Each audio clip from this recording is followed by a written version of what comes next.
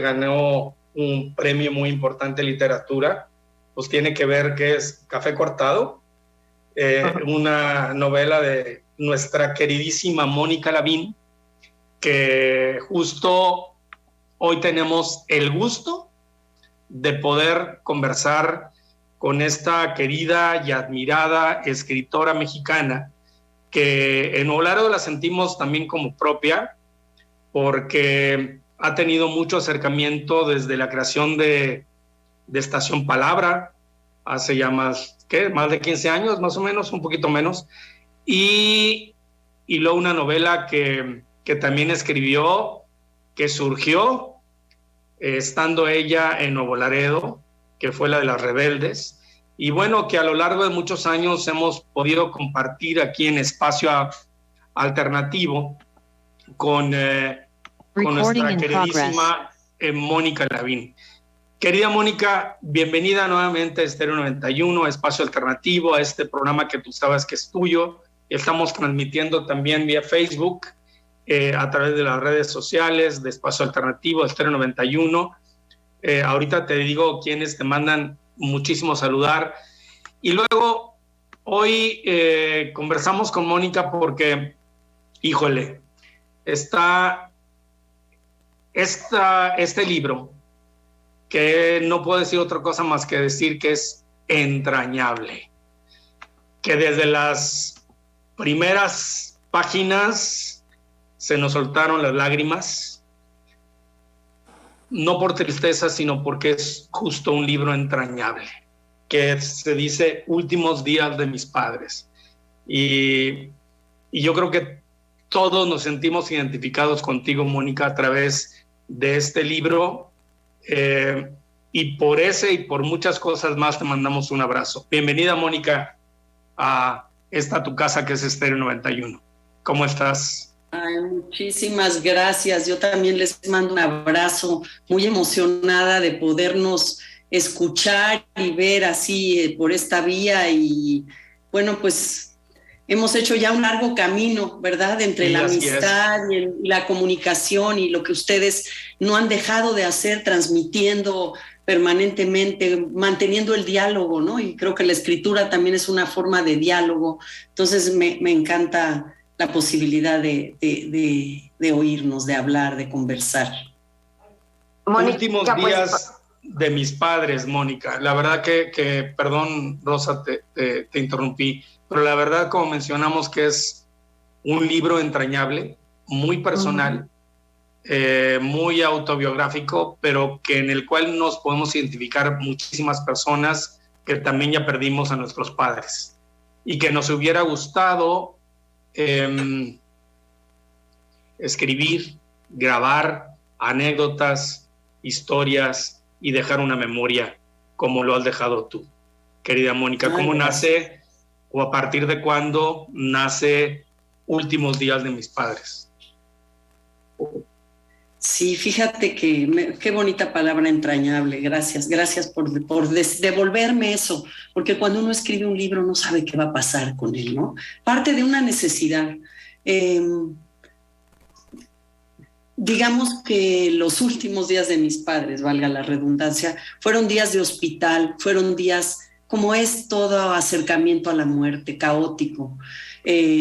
Uno no está en su centro, desde luego. La vida de repente se trastoca, se descompone, y en mi caso murió mi padre y un año después mi madre, y eran hombre y mujer mayores, o sea, mi padre 90, mi madre 86.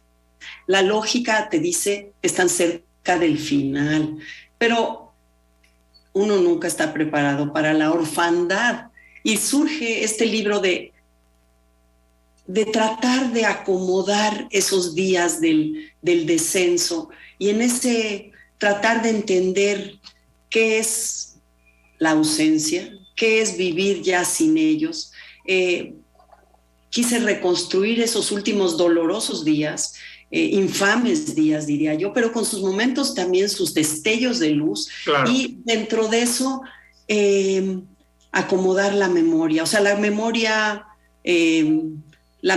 pidió esta construcción novelesca. Digo, yo creo que toda todo acto de hacer una propuesta en el diseño del tiempo, en lo que eliges contar, estás ya en el terreno de lo que le llaman la autonovela, ¿no? Autoficción, un pacto de lo biográfico de lo autobiográfico con lo imaginario, porque ¿qué tanto no es invención la memoria, verdad? ¿Qué tanto es fiel a lo que realmente sucedió, lo que uno guardó o recuerda? Pero bueno, yo ni sabía todo esto que ahora puedo decir ya que está el libro. Solo volviendo a la pregunta, sabía que no se me ocurría otra historia después de Todo sobre nosotras, que fue mi libro anterior, que venía además del gozo, un poco del gozo de la amistad, ¿no? Y del ajuste de cuentas con el tiempo. No podía escribir más que eso. Era imperioso acomodar y tratar de responderme preguntas sobre... Y no podía hacer más que partir desde la experiencia personal a esta construcción ficticia o, digamos, a esta construcción novelesca, autobiográfica, porque nunca sé bien cómo llamarle, ¿no? Es difícil ubicar un género así, pero sí parte desde luego de la experiencia de la pérdida propia, de la necesidad, que es lo que yo me preguntaba de, bueno, ¿por qué no escribo en mi diario lo que siento, ¿no? Digo, lo hice mientras pasaba, a veces tomé notas, pero era una necesidad de un acomodo mucho mayor que me diera una forma, quizás de duelo, quizás de comprensión. Fíjate, Mónica, que cuando empieza el libro y dice este fragmento del poeta ruso de nosotros que conocimos a nuestros padres en todo, en nada, realmente es eso, nuestros padres son los padres. Y empiezas a conocerlos como seres humanos, con sus fortalezas y sus debilidades, con sus historias propias y sus historias juntos. Y luego surgen las historias hacia nosotros, hacia cada uno de los hijos. Entonces yo creo que en este libro estás también regalando pues una experiencia que muchas generaciones tal vez no van a vivir. Porque ahora los padres se divorcian jóvenes, porque no los vemos hasta envejecer juntos y porque han cambiado las épocas y a varias generaciones esto nos retrata, nos llega y además nos confronta con nuestro propio momento en el que lleguemos a ese punto con nuestros padres, ¿no? Entonces creo que has hecho no nada más un reflejo tuyo personal, no nos has regalado y permitir entrar a esta intimidad, sino que nos estás dando una historia interesantísima que va a pasar como algo sociológico, antropológico, hacia las nuevas generaciones. Qué interesante, Rosita. Fíjate que no lo había pensado. No había pensado que también es un recuento generacional, una época, pero sí de lo que me es claro o me era claro en la escritura y me es claro desde la vida misma, es que mis padres o los padres de cada uno pueden transmitir una historia, ¿no? Pueden transmitir su propia memoria de lo que quieren contar y de lo que los precede, ¿no? Ellos vamos siendo todos el cordón umbilical de la narrativa del origen, ¿no? De la procedencia. Y no había pensado esto que decías, que las familias quizás contemporáneas, las rupturas, todo lo que a lo mejor interrumpe o modifica esta forma de continuidad, ¿verdad? No había pensado esto que me parece muy interesante, porque es cierto que cuando ya no están, o en el caso de este libro, de repente me daba cuenta, fíjate, en la escritura, que ya no les podía preguntar ciertos datos que ellos además los tenía y siempre y ellos volvían a decir, es que la tía fulanita que...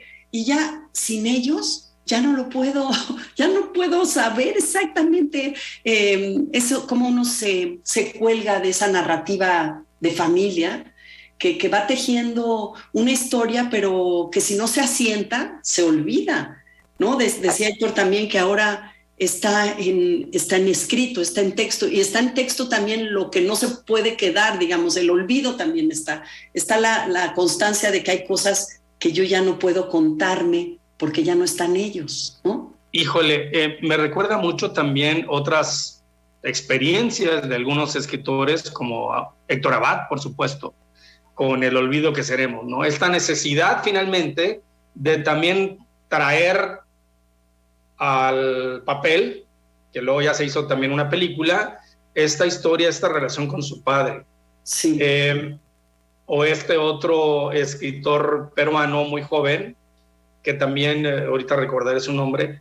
Camilo, también, no, Camilo, ahorita no, es, sí, no, Cisneros. Ricardo, por ahí. Okay. Que primero escribió, escribió una novela también sobre cuando se enteró que iba a ser papá, que lo entrevistamos Rosa y yo, y luego escribe esta novela que tiene que ver también con su padre. Al ratito me recordaré o ahorita busco.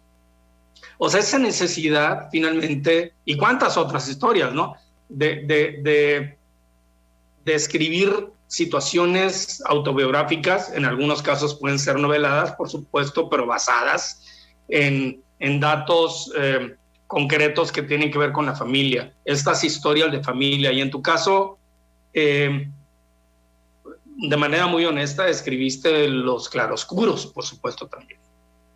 O sea, los claroscuros en diversas épocas de tus padres, las situaciones también a veces vulnerables, como fueron los últimos momentos de ellos dos, y eso lo hace mucho más entrañable y lo hace mucho más, porque todos hemos vivido eso, y a veces queremos también olvidar aquello que nos duele o aquello que no quisiéramos saber, y sin embargo hay una necesidad, en este caso de Mónica Lavín, también de escribirlo, y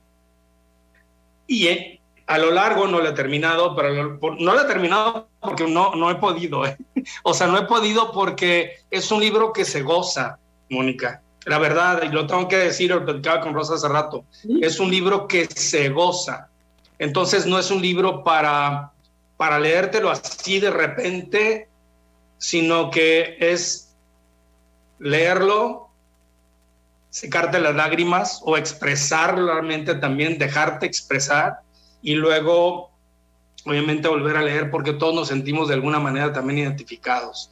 Y quiero aprovechar en este momento de que también nuestra queridísima amiga, que también es tu amiga, Libertad García, se conectó, porque, híjole, estas historias, esto que tiene que ver con la memoria, con la historia, con la familia, es algo que también hemos platicado mucho con Libertad, y seguramente en algún momento, bienvenida, es abierto el micrófono cuando ella quiera también participar, querida Libe. Pues buenos días, estoy muy emocionada de ver a Mónica. Mónica, hola, buenos días. Hola Libertad, te abrazo, qué bueno oírte. Estoy un poco ronca, han estado los calores fuertísimos acá y entre lo que tomas helado y demás, siempre terminas, pero me da muchísimo gusto y sobre todo me da muchísimo gusto escuchar de tu libro, Mónica, estos libros que se han convertido ya en muchos de los autores literarios de gran calado, se han convertido ya en entrañables, Mónica, realmente esto de hablar de nuestros padres, hablar de esta gente que no solo nos heredó lo que somos, sino que también dejó huellas profundas en su ser y hacer. Entonces, yo agradezco mucho, no he leído tu libro, me lo ha estado platicando Héctor, pero estoy que corro para pedirlo. Porque, ay, gracias, Libertad. Yo, ¿sabes qué recuerdo? Recuerdo que conocí a tu madre en un museo, ¿verdad? De cuando estuvimos ahí en Ciudad Victoria, ¿no? No conocía a tu mamá, una señora muy elegante, y bueno, me di cuenta de lo importante de tu relación y de tu admiración por ella. Entonces sí entiendo que nuestros padres, con todas sus flaquezas, ¿no? Y tu vida de luchar por un espacio y por atender pues casi el pacto amoroso a la manera en que cada quien pudiera, pues sí merecen merecen unas palabras, merecen nuestras reflexiones por lo menos, ¿no? Y fíjate, Mónica, que algo que también me movió, me llamó la atención muchísimo es que cuando tú mencionas, hay varios, no lo he terminado de leer tampoco, pero en algunas partes, por ejemplo, hay una donde mencionas y dices, la voz es por donde nos desparramamos, se vierte nuestra relación con el mundo. Y tú en esa parte pues mencionas también cosas que te transmitió el gusto por escuchar, por ver, por admirar, por la escritura, por el arte de parte de tus padres. Y fíjate que esto tiene también una connotación pues, muy importante psicológicamente en la formación de nuestros hijos, de nuestros niños. Cuando empieza a aparecer el lenguaje es cuando empezamos a tener recuerdos, es cuando empezamos a soñar, es cuando empieza la memoria. Y entonces, es que estás hablando también de la importancia del rol de los padres, de cómo los hijos cumplimos a veces sus deseos también. Mi padre quería ser escritor y bueno, tú fuiste escritora. Así es. Y entonces a mi madre le gustaba esto y entonces yo también lo procuro. Y entonces es un libro en el que podemos encontrar muchísimas respuestas a diferentes aspectos. Entonces yo creo que es un libro que habla de ti, nos estás compartiendo algo muy íntimo, pero al mismo tiempo nos estás dando la oportunidad de ver todos estos puntos de vista y para las nuevas generaciones yo creo que va a ser un libro completamente indispensable. Ay, me encanta lo que dices y que le veas otros ángulos que uno, fíjate, cuando yo lo escribo, yo no soy consciente de todo lo que también puede leerse ahí, ¿no?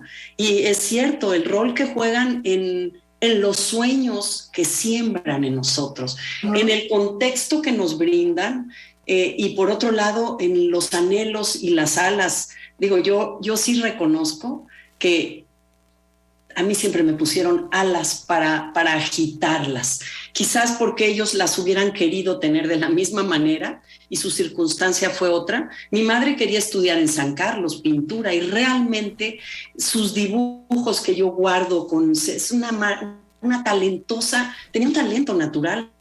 No la dejaron porque que las mujeres, que ya sabes, o sea, sí cambió el tiempo también, es cierto. Ahí vemos cómo las mujeres... Ahora. Y mi hermana es pintora y escultora. O sea, mi hermana, eso es a lo que iba. Mi hermana que heredó ese talento, porque yo sí creo que hay talentos o inclinaciones naturales que se pueden cultivar o no. Y bueno, ella sí tuvo todo el apoyo para crecer y encontrar su propia mirada o su propia voz. Entonces, yo sí reconozco que fui afortunada en tener estos padres que gozaban lo que tú dices, la música, el cine, eran muy de vanguardia. Cuando tenían un dinerito compraban cuadros de los pintores que eran los pintores del momento, que si Felgueres, que si Coronel, no eran o sea, eran pintores nacientes, ¿no? Uh-huh. Sí, y Oye, tenían Mónica, ese a gusto, y era eso lo valora uno en el tiempo, no en el momento. Uh-huh. Yo quisiera preguntarte, Mónica, bueno, a lo largo de toda tu trayectoria como escritora, ¿este libro fue el que más trabajo te costó? ¿O cómo fue esta experiencia con este libro en comparación con los demás? Por supuesto, ¿no? Has escrito, de alguna manera todo lo que has escrito tiene que ver obviamente también contigo, por supuesto.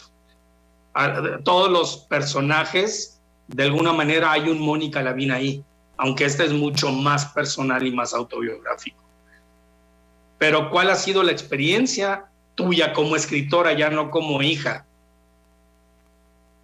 al escribir Últimos días de mis padres, que por cierto, búsquenlo, es Editorial Planeta, y seguramente lo van a encontrar en cualquier librería de nuestro país, o lo pueden pedir por internet? Muy buena pregunta, porque yo digo que esta para mí, Héctor, ha sido una experiencia de escritura totalmente distinta, por varias razones. El tema fue escritura de pandemia, porque yo empecé la primera línea en enero del 2020 y luego ya sabemos que en marzo nos encerramos, nos aislamos.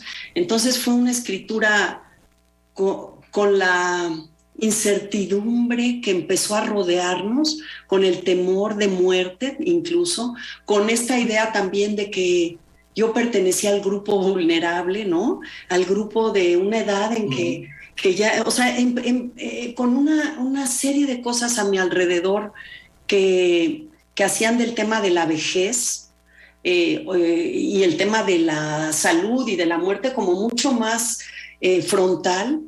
Entonces fue una escritura que en otros libros yo tengo un esquema, trato de armar una ruta de viaje, yo le llamo, ¿no? En Las Rebeldes, o sea, y cómo va a pasar, o sea, tengo una ruta. Aquí mi única ruta era los días de hospital, que iba a haber un continuo, un presente narrativo, pero este es un libro que es además sobre la escritura, ¿no? Porque yo reflexiono sobre el hecho de escribir dentro del libro. Entonces, fue un libro escrito desde... Es curioso, fue escrito con la certeza de que yo sé lo que va a pasar, se van a morir, ¿no?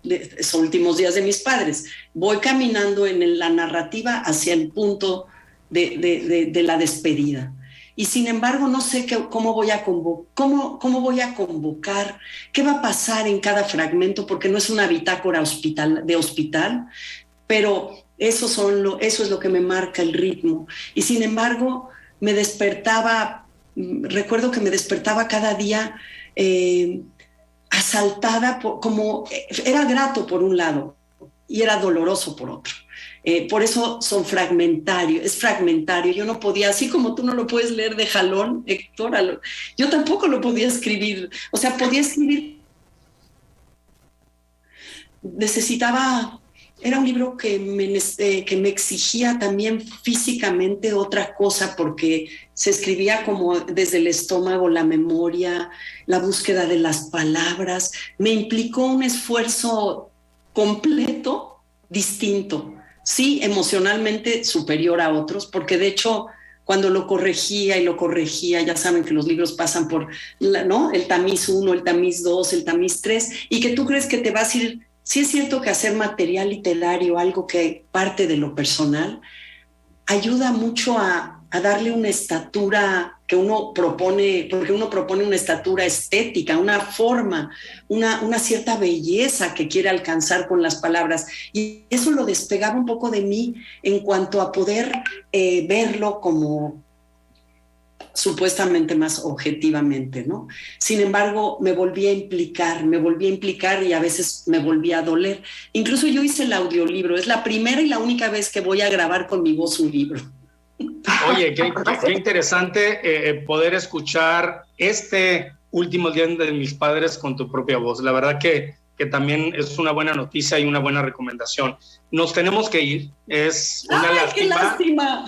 Pero ¿qué tal si hacemos, cuando lo permitas, porque andas de gira por todos lados, y felicidades porque te acaban de dar un reconocimiento en Colima, la Universidad de Colima, por supuesto, pero bueno, un último comentario de cuarto de segundo, Libertad, Rosa, para Mónica.